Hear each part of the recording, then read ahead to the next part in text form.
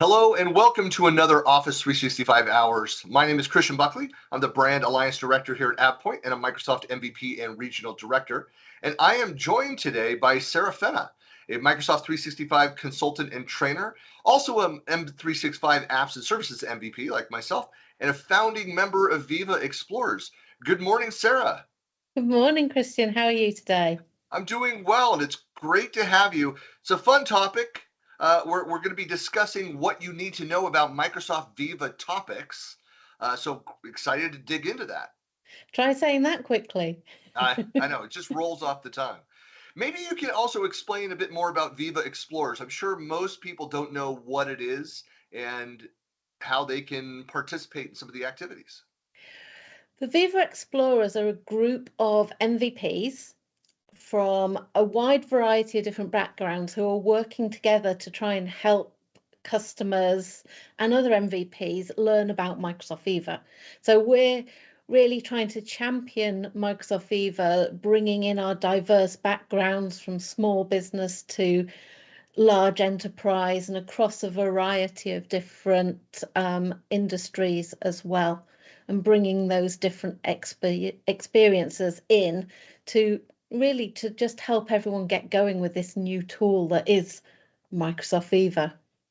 I know that there are regular calls that are happening as well that's customers. It's not just there's a group of MVPs who are part of the Viva Explorers that host these that speak and sponsor and write around these activities, but it's the end customer, the consumer of this information are actual customers. Yes, and what we're starting to run is a series of different road shows where we're hoping to interact with those customers and help them on their journey. The first one's actually in Manchester on the 12th of November. So we're going to see more and more of those happening, and there's a lot of online activities that are happening. So I know, Sara, you've presented as part of that series. I'm on the schedule for this next spring. There's a number of us that are lined up for these Viva topics. So if you are interested in learning more about Viva, here we're just doing an ad for the series. But you can go and search on Viva Explorers and you'll find increasingly more and more information about the events around the world. Yes, you will indeed. Very cool. Well, so let's get into the topic here, talking about topics. When Microsoft Viva was originally launched, Viva Topics was one of those first experiences that were included. For those who are not familiar with its history, what is Viva Topics and where did it come from? So Viva Topics is a tool that looks at the information you've got in Microsoft 365 and distills it into topics, surprisingly enough. So it identifies the themes you've got in that content.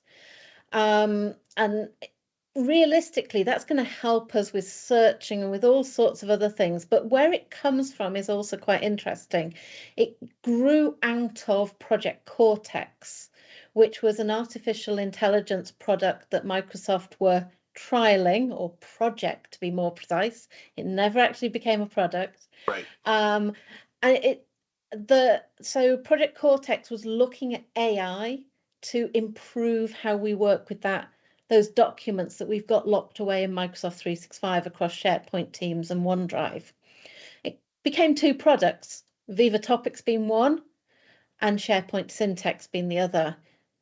Okay, so Syntax is looking at extracting the metadata from those documents. Topics is looking at finding, collating and presenting that information grouped according to its subject, its topic. You mentioned this too, the importance of search. Of course, any collaboration platform and information management system, it doesn't matter how good you are at storing the information if you can't then surface that information and utilize that in a timely manner. And that's a lot about what topics is about. It's not just relying on, certainly there's the human input of metadata, your information architecture, to make sure as you're adding content in, you're doing that intelligently so that it can be found again, it can be surfaced. But it's then leveraging the artificial intelligence to improve upon the human aspects of that. And also because we might have put it in the right place at the right time, But when we look at how the organization and our projects are perhaps structured now, the right place might be somewhere different. So, the human search isn't going to catch up with that, but topics will still collate together those relevant documents around that theme, even if they were stored in Project X 6 years ago and Project Y today. So I think that's one of the time savings. I know from personal use with Viva Topics, I've saved myself hours of searching by using this topic, the collation of that information, rather than manually searching for it, because it's used a lot of machine learning, a lot of artificial intelligence to collate them together. And I can't see inside my colleagues' heads and work out where they put it before. Well, it's as much as we love and hate the social platforms out there. If you think of Facebook and Twitter and LinkedIn and kind of these other platforms, the many tools around the world around that, is that they're built around the discovery process. It's about making it easier. There's the algorithm and it feeds, and we have our complaints about how they manipulate those algorithms. But essentially, the layout is that it makes it so that you're able to discover new topics and new people based on your patterns, your behaviors within the platform. And in many ways, that's what topics helps with. It's, as you say, gathering, collating the information so that if I go search on project XYZ, I might know of the document I'm looking for, but I might see 20 other things that are related and the people that are working on those things that I may not have been aware of. So it's helping surface that, make search more powerful. And as you say, as you highlighted there, it's not just the documents. I mean, that's primarily what the AI is doing. It's discovering that content, but it's also about pulling into the information page that we have on each topic, the people who know about the topic, the people who create those contents, the questions that we might be posing across our various tools, the communications that we're having with our colleagues across Teams and Outlook about the topic. So it's not just the documents. We're trying to find where that knowledge has got locked away and unlock it so that everyone can access it. Now, and I know that's what the tool's doing. I realize too that it's unlike you have connections, you have Engage now, one of the new experiences within Viva that are just a simple application. Well, simple. It's an application. There's still work to be done there. Topics is a bit more of a heavy lift. There's more preparation to make it useful and make it functional. And one of the big questions that I often hear from people is about licensing. Like, what do I actually need to do to be able to run topics? Maybe you could talk about that a little bit. Yeah, so a lot of the tools within the Microsoft Viva suite are included with Microsoft 365. Unfortunately, Viva Topics is not one of them. You do need a specific Viva Topics or Viva Suite license to benefit from Viva Topics. It's a premium service. I mean, it's going far above and beyond the out-of-the-box experience. Yeah, I mean, my argument is always, I look at it from a point of view of how much time are we saving for our employees, for the people working with that information. And I think when different organizations look at it, you need to make your own judgment, obviously. But for me, it feels very much as if the cost of the Viva suite license or the cost of Viva Topics on its own, you actually save that amount of time per employee. So the per employee license cost is offset against employee efficiency savings, if we like, but the time we save them to do the job we're employing them for.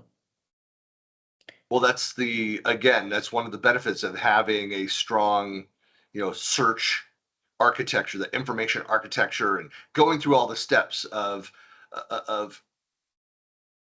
collecting and organizing, categorizing your content and that's not a one-time thing. That's an ongoing effort to make sure that it's optimized. But the benefits are that, hey, we have all this content, we have all this data stored, which doesn't do us any good if it can never be found again. Yeah, but as we've highlighted, it is a license, it is an additional cost. It's not included in any Microsoft 365 plans. So, you know, that is perhaps a hurdle to overcome. But I think what organizations need to bear in mind is when they set this up, they can set up Viva Topics with a very small number of licenses to test it out and get it up and running within the organization, and then expand it out. And as you expand and cover more people, more of the users in your organization will then benefit from the initial work that's been done by that smaller group, getting things up and running. And as you highlighted, it does take a bit of time to get up and running. I always say step 1, buy the licenses. Step 2, switch it on. Step 3, wait. That's right. I liken it to when Microsoft released or announced Delve and all these people that went to this new AI-driven experience, and they were underwhelmed by the experience that they saw. It's because it has to learn over time. It has to pull the information in. It doesn't just start working and give you this beautiful page of information. It requires some level of interaction. I was also going to ask, is SharePoint syntax also required to be able to leverage topics? No. If you use SharePoint syntax, topics is perhaps going to be more efficient in its discovery, because SharePoint syntax is analyzing documents as we add them into Microsoft 365 and capturing information from within the documents to populate the metadata, to populate the properties and the columns about the document, which may speed up the process of Viva Topics discovering the documents, but not necessarily. It really depends on how your information is structured, what your SharePoint structure looks like, and also how often those documents are used.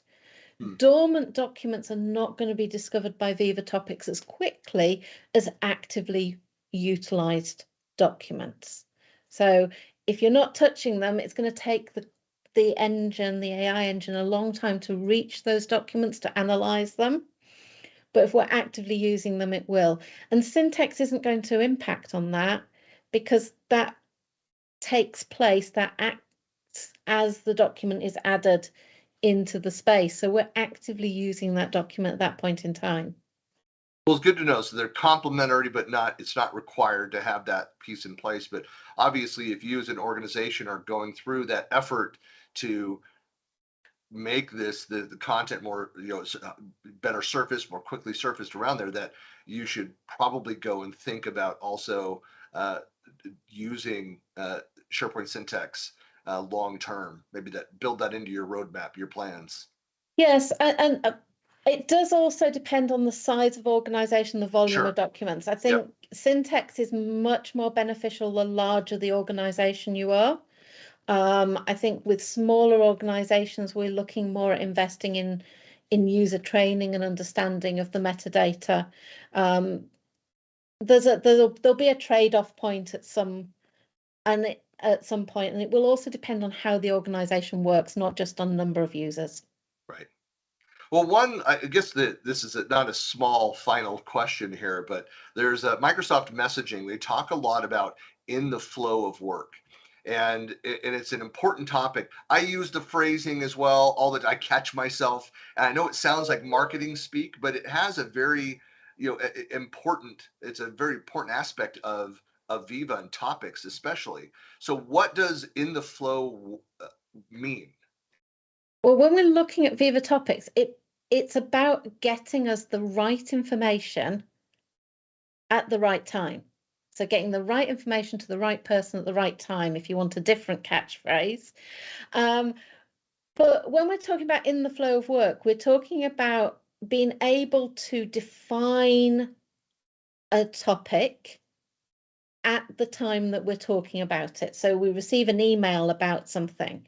I want to be able to access the information about that topic when I'm working on that email.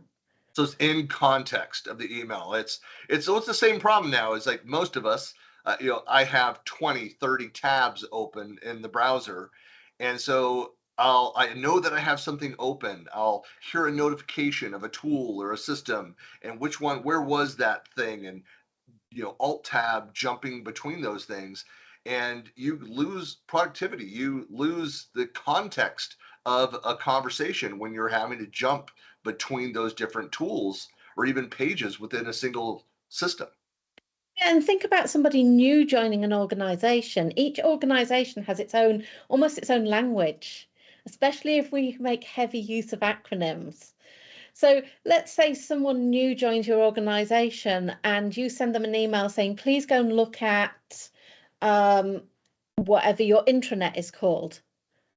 But they don't know what that word is that you've just used for Right. the intranet. And you've sent them that message and they're like, where do I start? So the idea is Viva Topics will highlight that word as a keyword, as a topic.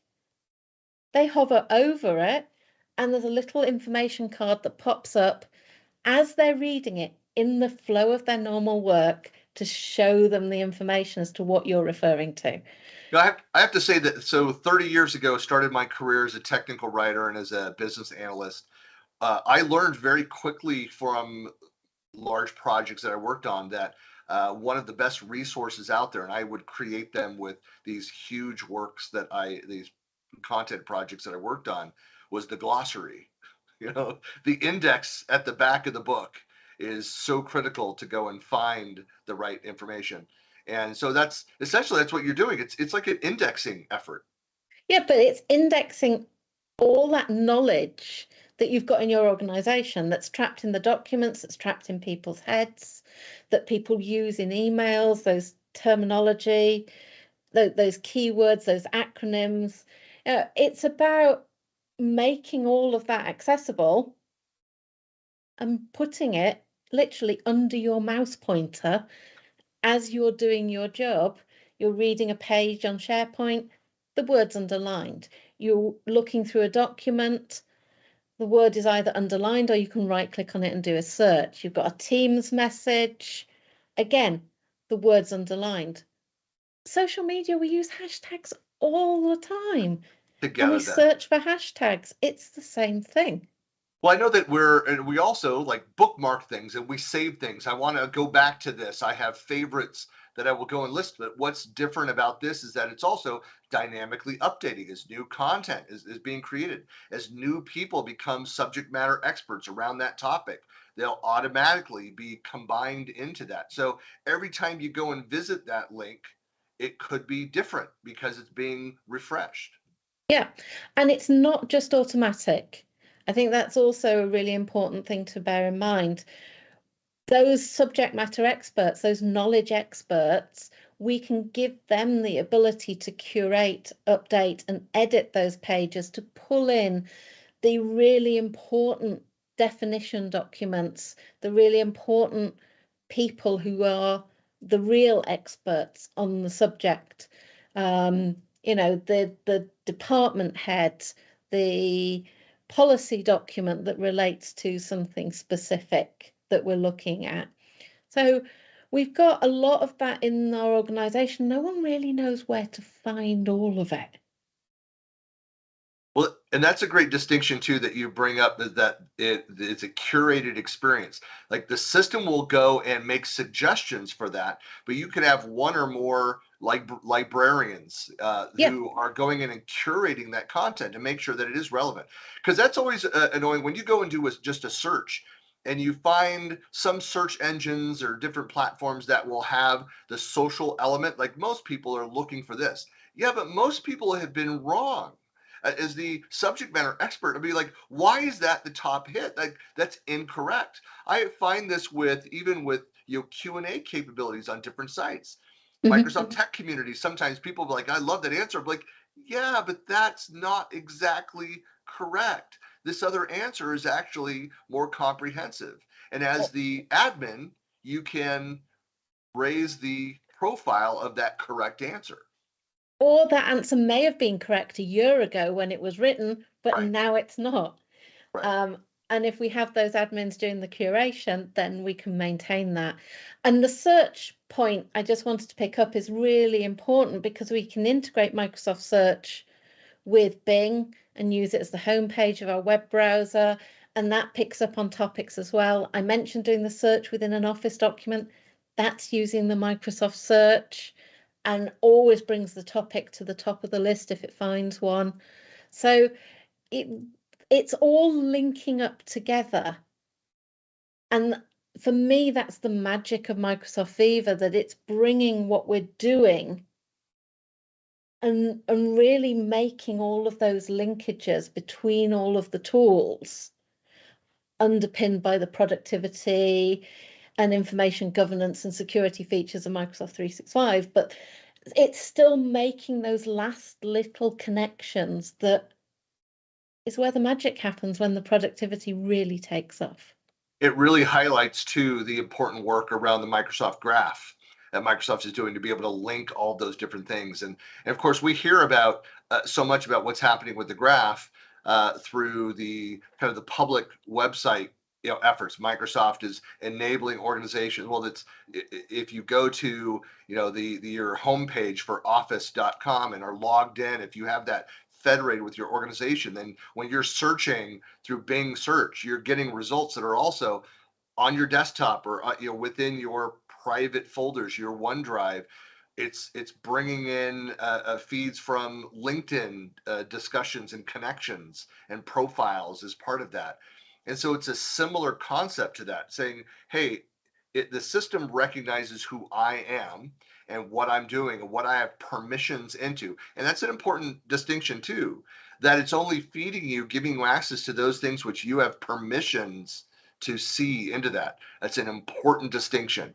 Microsoft is always thinking in terms of the enterprise, and permissions management is a hugely important topic in the content we consume.